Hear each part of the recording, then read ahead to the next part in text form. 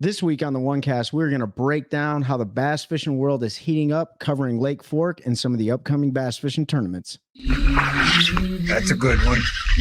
That's a good one. Oh, God, it's a toad, son. It's a toad, dude. Let's go. I wake up to a little bit of drool on my pillow, feel like it's gonna be a bad day. Waiting on Pete. No, just kidding. Welcome back to the OneCast, everyone. We appreciate you guys tuning in. Like we said, check out all of our great partners and all the relationships that we have by joining onecastfishing.com. Head on over to their website, check them out, get your hands on the snagless jigs, all the soft plastics, all the swag for the bass fishing world is right there for your taking. You just got to use the code the OneCast to save a little bit of change and get your hands on some of that cool stuff. Also, Pete, what? Looking right at your hat. What do we got going on? Oh, there? yeah. Head over to CarolinaWatersNC.com. Use the code the OneCast, all one word. Check out all the awesome gear they have over there. The UPF shirts, casual wear, hats. Still got a few hoodies left. I know it's coming out of that season, but it's never a bad idea to stock up for next year and, support those that support us. So that's CarolinaWatersNC.com, code the OneCast. Absolutely. And, we talked about it a little bit. We gave you guys some sneak peeks, but we got a really cool partnership that we're getting ready to jump into. So you can kind of see some of these things on the table, but we will, did we already do an official announcement? So Hobie Eyewear, we are totally jumping on board with those guys. They are supporting the show and we are supporting them by promoting their products. They have great products. Hobie Eyewear has a ton of different varieties for outdoorsmen as far as like the, I'm losing my train of thought here, but the water, the Mojo floats, they got casual wear, eyeglasses. They got some really cool stuff. Also the swag bag that they sent us for promoting the product too. These are pretty cool. We keep these on the table, but you guys are going to check those guys out. We'll get an affiliate code here real soon to where you can use that. Head on over to their website, save a little bit of change and sport already a great priced product, right? We all rock their sunglasses to protect our eyes and make sure we can see a little bit better on the water. And plus you're going to really want to get your hands on those Sight Masters because, the spawn is coming up here soon. And especially if you have low light conditions, you want to check those out. And then last but not least, we want to thank our buddy Eric Schwinn at Mossy Oak Properties. Eric is serving your Sandhills area here in the Triangle region around the Fort Liberty or what used to be Fort Bragg. He's a real estate broker that has your piece of paradise that you're looking for. And you guys can get a hold of him, shoot him a text, give him a call at 936-494-9686, or send him an email at eschwind@mossyoakproperties.com. So that's ESCHWIND at mossyoakproperties.com. He's got tons of landscapes, rolling hills, all those good things that you're looking for to get your little piece of paradise. Woo! The more and more partners you get, like the more and more breathtaking it becomes at the very beginning. So yeah, we got a long list there, but not a bad problem to have, though. Another not bad problem to have is 10 Century Belts handed out on Championship Sunday on Lake Fork down there in Texas in the Bassmaster Elite Series event. Couple cool things. The youngest ever Bassmaster Elite Series winner, Trey McKinney, 19 years old. Kid's a hammer. I met him at ICAST when he was like 16. So what, 3-4 years ago? Mm-hmm. I think he just turned 16 and got to talk to him and his mentor. And you could just tell the kid had it. And at that point, he wasn't bragging about himself. He's a super humble kid, but his coach was definitely bragging on him. He was like 16. And I think he had won like 11 boats already. And like local regional stuff, BFLs and all of that. So the kid's got a lot of success since he started tournament fishing. It's always been his goal. He skipped college because his goal was to make it, which I don't condone to anybody, but I think what we see is a generational talent. And the hate out there because he caught some before facing sonar, but then he went shallow and did them. I think that was what cool this tournament. Like it started offshore, right? Because they had that cold front come in. Everybody was kind of out there poking along, but as it warmed up, as the tournament progressed, everybody went shallow, and that you can't say that somebody that did well only did well because of forward-facing sonar, because it didn't play as much a factor the last few days. So it was fun. It was a good tournament. 132 and some change. I don't know. I'll pull it up right now while we're talking. He was like a pound and a half off the all-time record, which is 134. So he needed one more 8-pounder, and he'd have had it. But it's wild. Maddie had a great tournament, friend of the show, ended up in 11th. He got knocked out of the top 10 with like 15 minutes left to fish. by, I think it was Cooper Gallant caught one, put him in there. Maddie, we love you, bro. Like, don't let it get to you. You were spinning a little bit, and it was tough. It was tough to watch, but he also had some really good refocus moments and talked about how he kind of gets over some of those lost fish. So lots of education. I'll say, but not to cut you off, but I'll let you get here in 1 second.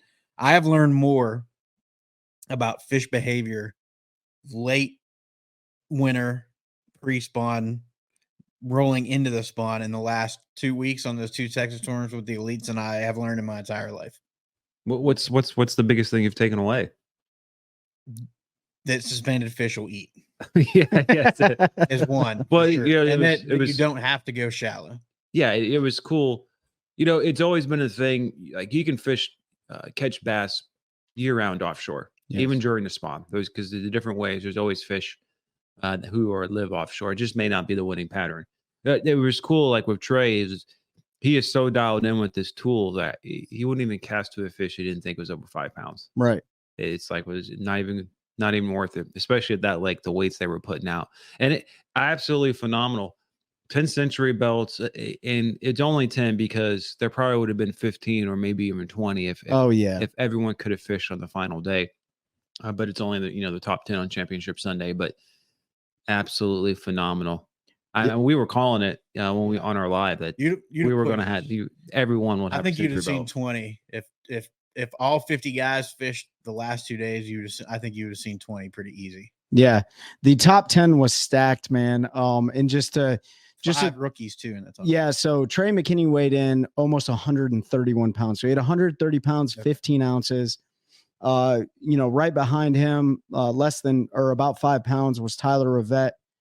This is Tyler Rivette's 3rd year on the Elite Series. He got a victory last year at the very first event on Okeechobee. Fishing something very different than the rest of the field. Justin Hamner came in 3rd place with rookie. Is he a rookie this year? 124.10. Tyler Williams, he's a rookie. He came in with 124.9. Tyler caught all his fish on jigs. That's all he fishes. Mm-hmm. Justin Atkins came in at 117.12. He's a seasoned veteran. Stetson Blaylock as well with 117.11. Wesley Gore, is he a rookie? I don't know. I can't remember. Yeah, Gore's a rookie. Ben Milliken, rookie. This is his 2nd top 10 in his 2nd Elite Series event.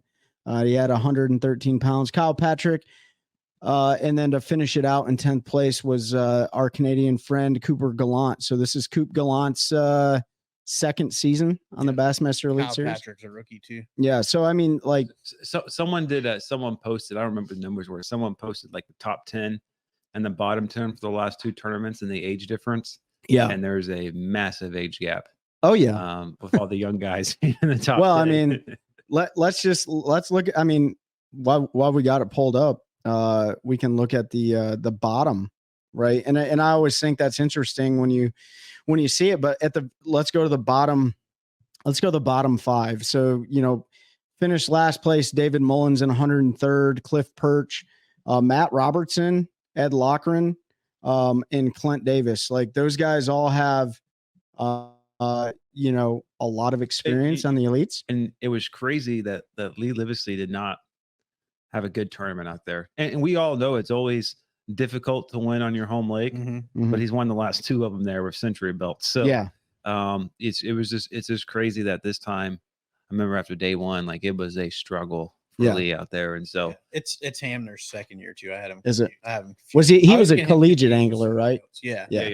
But I mean, like, overall, like, Lake Fork, obviously Lee Livesey, anyone that's on your home lake, like, you're always usually the favorite, I mean, for good reasons. Like, Lee won it back to back. But I think you're seeing the lakes get unlocked more and more every single time a tournament rolls around. And, there's a lot of people that are pissed off about, like, forward facing sonar and stuff, but you have to understand, like, what stage the fish were in during the season, right? So one thing I've learned, and I'm going to say this with confidence, is people don't care that folks are using forward facing sonar. Right. I've been looking a lot at all of these arguments that are breaking out all over social media and the cesspool that is Facebook. And what people are actually mad about, and I've seen this comment 50 times today, all these no names are in the top 10. people aren't mad that if Gerald Swindle was out there winning tournaments with forward-facing, They wouldn't be mad. People wouldn't be complaining. They're mad because their heroes, the guys that we all grew up watching, aren't at the top of the list all the time now. And yeah, as much as I like to see Hackney up there whacking them every week and all of these other folks, it always progresses, right? I remember how mad people got in the early 90s with a certain dude that's been around for a while and won a bunch of stuff too. Is it Ramos Schmevin? Damn. It may ride. No, you're right. Like there's always going to be new people. There's new champions every year in the Super Bowl. There's new champions in whatever baseball does. I don't follow baseball, right? Whatever that is. What is that? What's baseball? World Series. World Series, yeah, sure. Or the US Open, right? Like new people win, man. Like that's just the name of the game. And like certain people are better at certain techniques. I mean, everybody knew that Tommy Biffle was the dude, right? Or David Fritz was a dude with a crankbait, or Kevin Van Dam will crush you with a lot of hard baits, right? Like jerkbait, crankbait, you know, like or you know, Aaron Martin's with his finesse techniques, right? It is literally no different. It's no different. And you talked about it. You guys, we've all talked about it. Like the learning curve is just a lot smaller than it ever has been. And I think I brought this up on live the other night, but yes, people are complaining about those guys aren't there. And look, some of those guys are starting to complain on, going across stage and all. Yeah. And what gets me is that, these guys who have been doing this professionally for 10, 15, 20 years or longer, they should be the best at it. Yeah. Like they had the access to the technology before. We can get into that because some of those guys did it for a while because they weren't with Garmin. Like if you go through the timeline, but they had the access to all the technology, all the sponsor deals. Like they fish for a living. Like they could put a lot of time in to learn the technology, and I just don't think a lot of them did it. And now I think they got caught up. They got comfortable in the ability to catch fish, and they didn't continue to evolve. Yeah, their craft and learn to use new tools and for techniques. Yeah, they've all gone out there and kind of on jerk baits for how long, but now you have this new tool to add to your jerk bait that helps you be more efficient because you can see where to throw instead of just fan casting a point, 1,000 casts hoping to catch one out there. Now you can scan that point and find the fish and make more accurate casts. And you're right, they got comfortable in what they were doing. They didn't take the time to learn. And I think everybody sort of gets that way. Like you get into a routine and a groove where, well, I'm here. I don't need to work like I used to. I'm getting older. Yeah. I can and that's what it is. They didn't want to put the work in. And I will counter you with saying, they had access before everybody. Cause I think there's a big misconception that all of these folks have access to all this stuff. Most of these dudes barely get their entry fees covered by sponsors. A lot of them buy their electronics outright. They don't all get discounts on electronics. And that's where the debate comes on. Should they limit how many forward-facing transducers and how many graphs and all that on their boat? And I think they should for the integrity of competition because, yeah, everybody can go put 10 transducers on their boat, but not everybody can afford to go put 10 transducers on their boat. Yeah. And that, by limiting that, you take out the person who might have made better financial decisions. For whatever reason, they have more access to money. You take money out of the equation at this point. Now, we all have the same gear. It's purely skill at that point, and forward-facing sonar is a skill. If you don't have it on your boat, and you're talking about how it's cheating, stop because you have no idea. Trey and I went out last weekend and pre-fished for a tournament and looked at I don't know how many. It can just get more frustrating. It just it does. It really does. But you bring me a good point, and that's why I paused there when I said, "Look, guys had access to everything," because I was thinking about the timeline of the technology when it came out. So Panoptics, the original one, which looks like 2D. Came out in 2015. But look, guys, we've talked about it. Guys have been video game fishing vertically for drop shotting with 2D for decades. Oh, yeah. The guys used to turn their 2D horizontally. Actually, there was some stuff in the 90s that was, it wasn't nearly as good, but it was the same concept as Panoptics and LiveScope. So 2015, and then LiveScope comes out in 2018. The problem is, so some of those guys who were at the other companies, not Garmin, but Lowrance, Minn Kota, because Lowrance's first attempt at live technology was not very good. No, and then they paid into Garmin's patent. Exactly, right? Because Garmin had all the technology and the research and development, and so the guys who didn't have Garmin didn't have access to it. They were, they still had multi-year deals, And now we're starting to see guys, they don't have any really sponsorship for electronics, or they've worked into their agreement. They can use multiple platforms because, right, there are differences. And so not everyone had access to it. And then you had the whole COVID issue for 2 years where people couldn't get stuff. And then, so they weren't going out and using it. Maybe they didn't have it. And then by the time all these news guys have been using it for 4 or 5 years come in there, it's just, it's a learning curve. They got to get on the bandwagon because it's here. And the problem with all the banners, if you're going to ban it, you have to ban it from high school all the way into the top elites, BPT, whatever it is, and that's not going to happen. Yeah, I don't think that people's lifelong heroes like Rick Clunn and Hackney and Swindle and all those guys, I don't think they're done. I think the way that the tournament schedule sets up allows for people to fish their strengths. Fortunately for the guys that fished all 9 of the opens are extremely conditioned. So they're pretty strong coming into this to include using that technology. I think there's something to be said. Like when you look at any professional, like career field across the board, usually your younger talent that you bring in, no matter what it is, they're hungrier. They're always hungrier, right? Yeah. The guys that have been doing it for 20 years, like me, when I bring a new guy into the mix, he or she is hungry. They want to get after it. They want to know everything about everything. They're a sponge. They're soaking up knowledge while I'm stuck in my tenured life. And so that happens in most career fields. And then when you look at fortune companies, they cut the bottom 15% annually that they say isn't providing them a return on investment. And that's what you get with the elites. You get cut, right? Yeah. You look at fortune companies too. Like, that's a great example. That almost every fortune company, every big corporation, everything you look how long their CEOs and folks stay.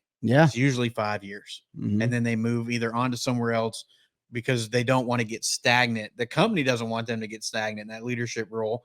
And they tend to move around and take their talents to where they feel like they can have a bigger impact. It's professional bass fishing. South Beach. Yeah. South Beach. Professional bass fishing. It's just a weird dynamic, right? Really like it's a sport that you can spend like 50 plus years in, it's unlike many of the other sports out there. You can just spend so much time there as long as you requalify and stuff. And you know what? I'm sure that everyone's entitled to their opinion. There probably are genuine concerns that are from the very seasoned anglers about not that these kids are, they are definitely taking your lunch money, but at the same time, like Bass and the rest of the leagues are trying to figure out the right way to approach this. So sometimes you have to let the situation develop before you start making or taking knee-jerk reactions to everything, right? Because it's not an easy decision on the organization at all to say, we're going to regulate it, we're not going to regulate it, right? Because no matter what the decision they make, it's going to affect somebody, right? It's going to affect viewership, anglers, sponsors, across the board. It's going to have an effect. To what degree? I think they're still trying to figure that out. So I think people just need to be a little patient. People just need to realize it's not going anywhere. Yeah, not going anywhere. They could regulate it, right? They're not regulated in the number, but they're not going to regulate it in like when they can use it or how they can use it. Too much money involved. There's too much money involved. And for all of you that are going to get upset about that, a business has to make money to run. A tournament organization, BASS, is a business. They have to have money to run. They have to be able to have tournament directors and all that stuff. There's a league trying to start that's trying not to make any money and put everything back into the anglers, and they can't get anybody to fish it because their entry fees are ridiculous. The payouts are great, but the entry fees are ridiculous, and folks aren't running to it like I think the individual organizing it thought they would, and that's why. I mean, you're not going to go pay $5,000. Sure, you have a chance to win $30,000, but then there's no structure. There's no Waymasters. There's no social media. There's nothing there to help grow that, and it's hard to convince somebody to spend that kind of money. Yeah. Because people want to, they fishing tournaments is fun, but we all know you can't survive on that, and so you got to do something to build your brand. Unless you're Patrick Walters. That's true. I was thinking, because I think Pete, you're right a lot when you look at the comments that just a lot of the folks who have been winning and done really well over the last 2 years. I know that if you want to call it like a life scope revolution, right? Since it's become such a big topic, I want you guys. I think Bass is kind of missing a level of stardom. So what I mean is, you got the old guys that are still there, that we know their names, but then it's all young guys. Like there seems to be a 2-generational divide. Does that make sense? Look, We yeah, it we got does. a lot of guys in the young 30s and 20s, and then we've got older guys like late 40s, 50s, and all. And some of that may be because of the split with MLF, and so you guys got like kind of that middle range. What Jacob Wheeler, Dustin Connell, Mark Daniels Jr. Like it's kind of that in between range. So I just don't think people are familiar with some of these newer anglers, but they're hammers, and some of like Trey may be a generational talent. Yeah. So I feel completely confident in saying that So- dude is going to win. I mean, well, look win what he some did, trophies. right? And he's going to be a household name. I'm not going to say he's going to unseat KVD, but the kid's going to be around. This isn't a come in and shoot your shot, win one tournament and be gone. This is why I think that you can't say that these kids don't have some form of intuition and instinct. Yeah, 100%. You watched those guys that started offshore because the winter conditions, the water temperature, the weather, everything. But then you saw them on day 3 and day 4 creep up into the shallows, and Trey McKinney boat flipped a 6.5 pounder and broke his rod. He broke his rod because he skipped a jig under a dock, right? That was a good so they started where they knew the fish were at, and then as the days progressed, they followed the fish to where they were going to. So I mean, either you have somebody giving you the answers to the test, or you figured it out, right? Yeah. And so figuring it out is exactly what makes you competitive in any sport. You just figured it out. And so these kids understand the playbook just a little bit better. I agree, and I will add one more thing. What frustrates me a little bit with some of these anglers complaining, especially publicly on stage, right? There's not a lot, but there was some of that. They have preached to us for as long as I can remember growing up. Like, yes, when you're out in a tournament, you're competing against the fish, right? You're also competing against the guys you're competing against the fish. But we're always told, like, let the fish tell you what you need to do. Everyone has a favorite technique. I love to go flip a jig, right? Other people want a crankbait. Other people want, right? We all have our favorite technique. We love to go force the fish to do that. But they have taught us for 20 years, and every time they get on stage, every time they do a seminar, like, listen to the fish. Where Life Scope's now telling us that the winning bags are not what you want to do. They're out doing something else. That's very, very true. And you can't be so stubborn. You got to go do what the fish they're telling you to do. Where they catch 10 century belts than to watch Hackney and Swindle go out there and boat flip. It was an exciting tournament. Like all those, like the weights are super close. They were massive. Yeah. I mean, it's I think a just great event. People have, it takes time to adapt to change, so what we hear right now, we may not hear from a year from now. Oh, you're still gonna hear it. I hope not. Or it'll die down a little bit. Who knows, right? Until there's an entire generation until they die are going to take it to the grave that forward facing. And that's okay. Fishermen are some of the most hard-headed and stubborn people absolutely in the world, right? We want to have a world full of secrets that we don't tell anybody about because we don't want them to use it against us, but we want to grow the sport. Well, that's kind of hard to do. It took 15, almost 20 years for side imaging to not be viewed as destroying the sport. So we have very long memories in this. We have a long time to go. But going back to it, man, Lake Fork was an absolute phenomenal event. I mean, a lot of people did really well. And, you show up on day 2 with 40 something pounds and you're not even in the cut, like, wow, like that lake is showing out. So everybody should be proud of the fish that they caught.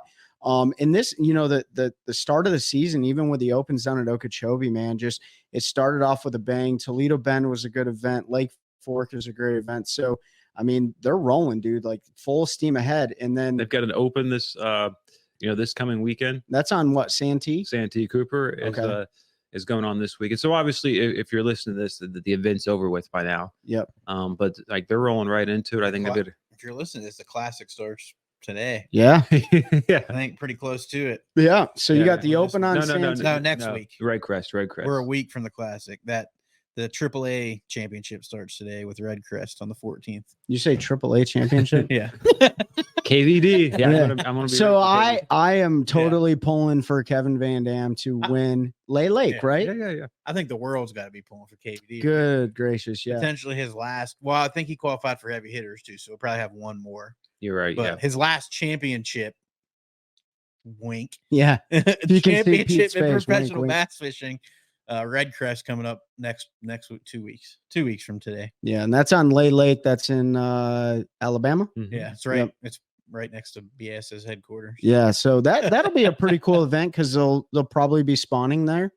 So we'll see what happens. But yeah, I think you're definitely gonna have a spawn event. And I think some guys are gonna jack them. I mean, we saw one big fish weight out of there last year, like 9 pounds.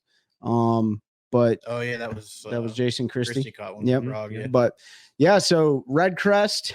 And then the classic. Yeah. And I'm then just trying to get people's blood going a little bit. and then the classic. Where's the classic at? Really? Grand Lake. I know we talked about it before. Sure. I wonder how Grand Lake's going to be fishing. I think we talked about this a couple episodes, but it'd be pretty interesting. So yeah, what's after that? And then you got the MPFL. Then we'll get to that. But then the elites go to Florida. And so they're going to Florida late. Yeah, they're back. April. They're back to back. Yeah. Mm-hmm. So that'll be interesting. Different time of year. Gonna be a post spawn deal.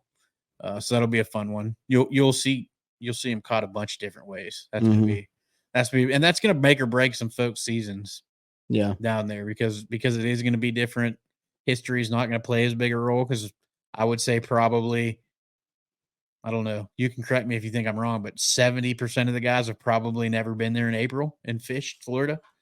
I don't know the percent, but I know it's going to be different. I mean, it's going to be a high number. A lot of folks only fish these lakes. I think people fail to realize they only fish these lakes when there's a tournament there. Jordan Lee was there a couple of years ago in April or May when the MLF went there. MLF, right. So there might be a couple guys. Scott, your local Florida guys obviously have experience down there in different times. Yeah, but the guys who have been on tour for a long time, like Scott and a couple of the other Florida boys, like they don't have as much experience during that time of year either because they're always traveling somewhere else. Well, I'm sure they've been there. I mean, they've been on the water at least a few days. They may not be out there hammering on them, but they have a better idea than somebody that's never been there in April because it's completely different when post spawn down there. I'm sure. Yeah, I mean, I don't know enough about people are going to be scoping down there. That's what I said. You'll be able to do everything, and that's you'll see guys catch them shallow. You guys catch them deep. I'm fully confident the Harris chain one will be one offshore. Oh yeah, scoping and the grass. As long as the grass is set up good this year. I don't know.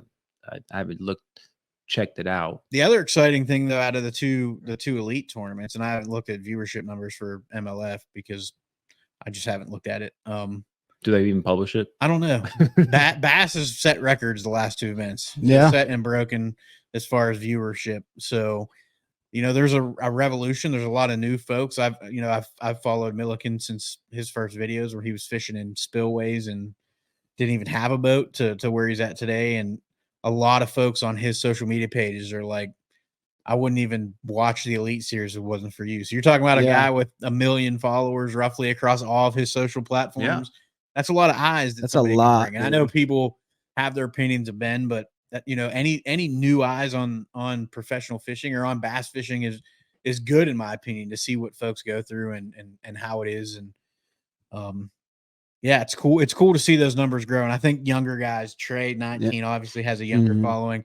These are the folks that young kids now are looking up to. And it's nothing against our heroes.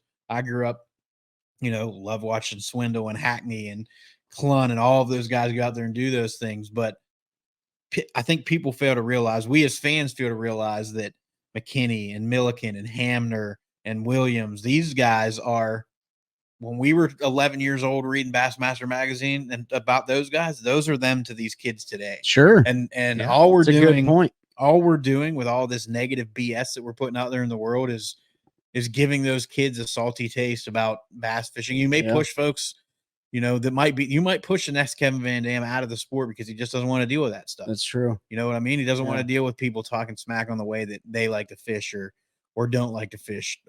So I know we don't like to talk about technology, but it's such a big thing. It's kind of hard not to at least spend a little bit of time on it. it seems like we always drift back into the conversation. It's hard not to but because it's such a polarizing topic. And that's the topic. That is the main thing. That's for the last 18 months. Yeah. This has been like which sucks. I'd rather the topic be a 19-year-old just won a dang Elite Series event. How awesome is that? Yeah. Not a 19-year-old won Woody of Without Lives. Some 12 or 13-year-old kid watched Trey McKinney or any of these rookies that they've been following as young children, and their fishing hero just won. And they're like, right? I can do that in 5 years. Yeah, like that could be me, right? And now that there's so many avenues through college fishing or through high school fishing, college fishing, the opens, all that stuff, like there's just so many ways for these kids to move up through the ranks. And guess what? You got these young guys to thank for that. You really do. I mean, obviously the older generation had a huge impact on getting those platforms started. And now these younger generations are having a huge impact on getting the younger generations. You know where there isn't any debate about technology and all this BS going on? War. The league. Yeah. So you don't see all of this negative stuff on MPFL socials.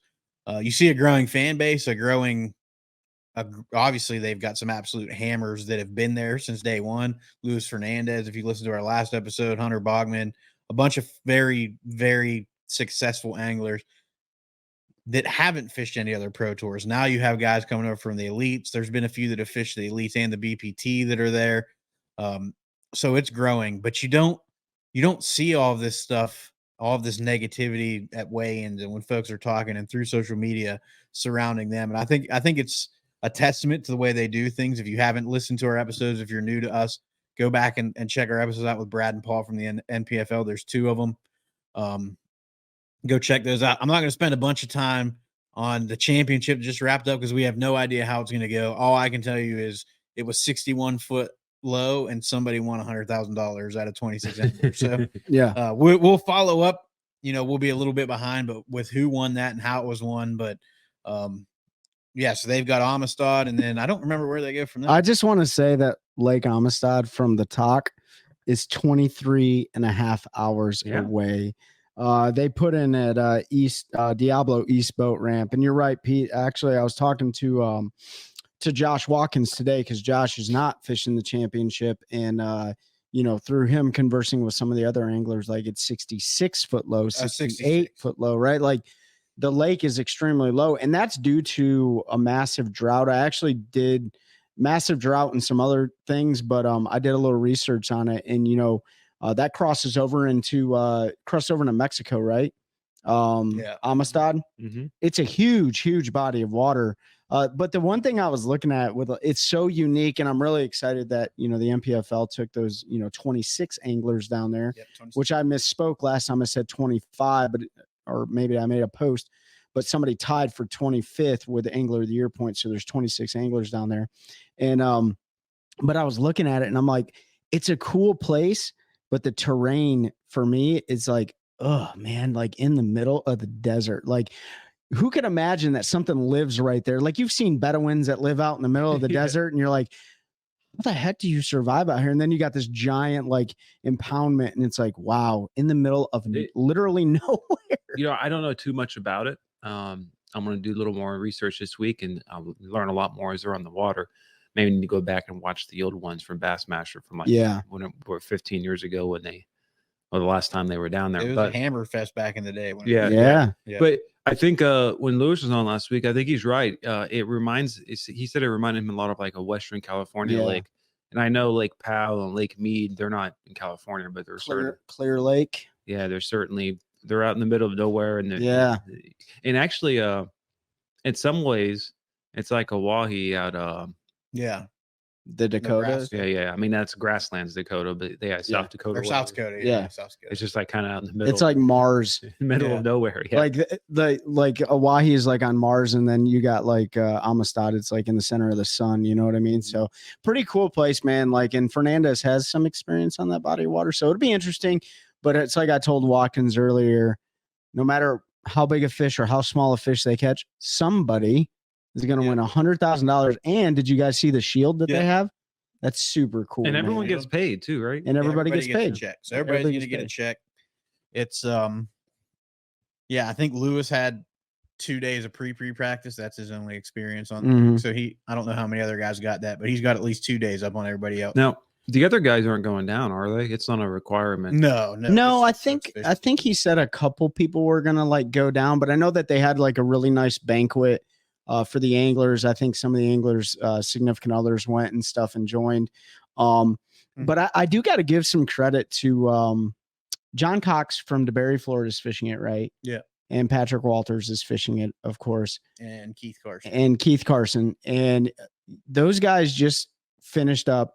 BPT finished up on Santee Cooper. Yep. Right. And the elites finished up on Fork.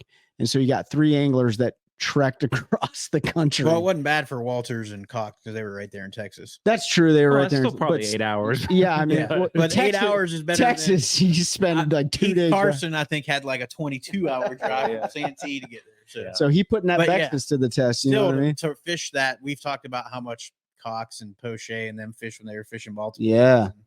And Cox is still fishing the NPFL and the elites. Mm-hmm. Walters, the NPFL and the elites. Keith stepped away for his first year on BPT. I think to get the low. I mean, that's a big step to go. Yeah. To try to fish 2 pro leagues and to do them both in the same year. Mm-hmm. I think he probably just wanted to focus on the MLF one. Yeah. He's been trying for a long time to get there. If those two need a show, man. Yeah. If John Cox and Keith Carson had a fishing show, I would never miss it. Dude. They are hilarious. Seriously, their YouTube stuff when they're together, ton of fun. Dude, you know what? Let's try. We'll talk to our friends, but we'll try to get Keith Carson and John Cox on the show for everyone, because I think that'd be a really cool. Because they're a very unique group of anglers, right? Like Cox is, he's staying true to what he does best. Mm-hmm. It's still working out for him, right? He's definitely not pulling off any victories by doing this just yet. Keith has adapted to the technology and stuff. It's only a matter of time before John Cox either puts it on his boat or, whatever. He'll put it on. He had it on his boat last year. I think he just took it off for the Texas tournament because he didn't think he was going to need it. And then that cold front and everything, I think, threw a lot of people's plans for Texas off. Keith has completely changed. Like, he fished just like John. And then he got walloped in the first BPT. It was like, I got to do this. Yep. He went out and had a top 20 finish in a Toyota like the next weekend. And he actually came out and said, I don't know if I'll throw another cast at a bank this year. Wow. Yeah. Now that I kind of have this figured out and what I can do with it, I don't know if I'll fish the bank. Sure. I mean, like, you'd be kind of silly not to. That'd be like knowing the playbook for the opposing team on the field and then just never using it, right? Like, you gotta adapt, or you're just gonna get, you probably don't want to learn it during the tournament season, but he's taking the punches that he has, the cards he's dealt, and he's doing what he has to do, and that's the mentality to stick in it. But yeah, so that whoever won, congratulations. I know we'll have you on the show at some point. We'll work to get you on. So anybody that's listening now, know that the winner of the NPFL will get them in with us or on with us. And then they're heading to Hartwell, which is right in our backyard. Yeah. That'll be a cool one. Probably try to go down there for championship Saturday, because it's only like a 3.5 hour drive or something. It's not bad. About an hour closer than when we went to Lanier, I think. Yeah. 45 minutes to an hour. I think it's even closer than that, isn't it? Yeah. It's not far. So try to make it down there for that one, at least for championship Saturday. So if you're listening now, plan on us hopefully being there. We may try to get there for more. We want to try to go to an event, but we had talked about maybe going to St. John's in September. Is that when they're there? September, October. They're there towards the end of the year. October, yeah. We talked about maybe trying to go down to that one, because it's only, we can get St. John's like a little over 7 hours, and it's a different fishery that we've never been to. So we've got some cool stuff. Whichever event we do. You're the only one who's fished it, right, Trey? Yeah, but like, let's be honest, it was like a solid day and a half, and it was during Daytona Bike Week. So, and I'm not a motorcycle rider anymore, but I may have had some cold beverages while I was down there, which resulted in not getting up as early as needed. Okay. So I'll leave it there. I do want to throw this out there, though. This is something cool. And since we're on the MPFL topic, this is something cool that they posted earlier. So you have the opportunity through First Forum. So that's 1STPHORM Outdoors. You can go to their website and you have the chance to fish a bass fishing tournament with 10 anglers from the National Professional Fishing League. There's some stipulations on there, and I'm not going to go through all the stipulations, but Go sign up. yeah, go sign up and see if you get entered into, or you'll enter in, and then you could be one of the 10 names. They're going to fly you down to Hartwell. Mhm. I think it was Hartwell. You're going to get paired up with an MPFL angler and somebody from First Form. You're going to go out. They're going to fish a 1-day tournament. I think it's April 19th and April 20th. Yeah, the winner Yep. gets $2,500 plus a year's supply of First Form products. So Yep. they do all the health, protein, all that stuff. Yeah, it's a pretty cool deal, man. They're getting pretty big into the outdoor space, so I'm sure we'll be hearing more from them and helping anglers I mean, stay fit. And I signed up for sure. I signed up too, Trey. And then Trey said if I win, I had to give. Yeah. it to him. So And if it these was guys direct win, order. yeah, direct order. Let you know how that works. But yeah, man, some super exciting stuff. You got all 3 major championships going on, and then these guys progress from, the south to the north and do their thing. We got tournaments starting too. So Yeah. Pete and I, we got a tournament Next at the end of weekend. March. You got a tournament coming up next week. Supposed to be on Tuesday. And, Yep. So I got to get out, and with an inch of rain coming on Saturday, Jordan gonna be chocolatey. so I probably won't even try to go pre-fish till Monday, and just because it's going to change so much Yeah. between tomorrow, Friday, and then Tuesday. Because Just remember, don't be afraid to jump a log jam. I may have to. The Well, Bass Warrior. The Bass Warrior did it. So So you're on the clock now. I That mean, opportunity presents itself, man. Ben just got a brand new engine because he blew his up in Florida. He's got brand That new. was like 3 years. Yeah, I know, but still, it's still pretty new. Man, that was 3 um, year ago. Yeah, it was 3 years ago. Nice. Yeah, that was on the Harris chain, I right? remember that. And then seems like you yesterday. just upgraded. You got a Sonar Pros wiring harness, right? Yep. And then you got new lithium batteries inbound.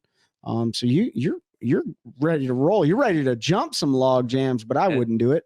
I mean, I would. and So I then got pi- aluminum, but and then you finally got your boat broken out and ran Yeah, for the year for and the caught year, for his the first first time. bass of 2020. first North Carolina. First bass. North Carolina bass of Yeah. 2024. I've only fished one other time, Yeah. or twice.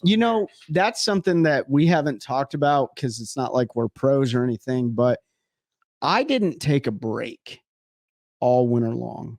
I was out there fishing I pretty much always take December and January off. and I was focusing on adapting or not. Yeah. And I was focusing on forward facing sonar, but it's exhausting. Yeah. Like it doesn't matter if you're fishing like 1-day derbies or 4-day. I mean, definitely there's a difference, but I feel it in my body and in my mind, just not taking months and months off of fishing. Part of it though is it eats me alive on a nice day where I'm not working to not be on the water. Like it just eats me alive. Like I'm like, why? I mean, yeah, I have a wife and kids and stuff. I should totally be spending time with them as well, which I do. But it's just something is just different about it, man. But I can tell you right now, I'm tired from fishing since all year long. Need a break. You got to take a break. You know? And I did the same thing. I mean, for the last 3 years, I never stopped. And then this year I was like, I'm taking 2 months off. And I think it was the best thing I've done. Because Really? I don't feel that normally. Yeah. Normally I'm starting to get tired, like you said already, because Yeah. I feel like every day I'm coming home from work at 5 o'clock. I got an hour. I'm hooking the boat up and running to the lake just to Yeah. get an hour in. And now it's like, I'll just wait till Saturday and it'll be fine. And Yeah. it is. I mean, it's great to spend that much time on the water and I wouldn't change it, but I've also enjoed having 2 months off. Yeah. So I've got to do some different stuff. Sometimes, I mean, you Normal. did bird's nest about 6 times. That on was the a lake. new reel, yeah. Brand new reel. I didn't have her But- quite dialed in. But yet. better to get it out during pre-practice, you know? sometimes you just have to go through those phases. So Yeah. I haven't been out this year. Part of it's because I was working on the boat and all the trade show season on. But like Tuesday or 2 days ago, Monday, whatever it was, when it was 70 degrees, and my boat, I can't get it out yet Oh, because I'm still waiting on the battery. yeah. Like it was killing me. I'm like, Yeah. I'm getting the bugs. I would have just dumped it in there and grabbed the oar and just oared around the But lake. it's starting you could have just never shut the big motor off and you'd have been fine. Well, yeah, I probably could have done that. Yeah. But I didn't want to risk it out there and then like I hear finding that. stuff and like then my battery completely dies. So But the good thing about taking the time off, like, you guys took time off, either it was forced or you chose to do it.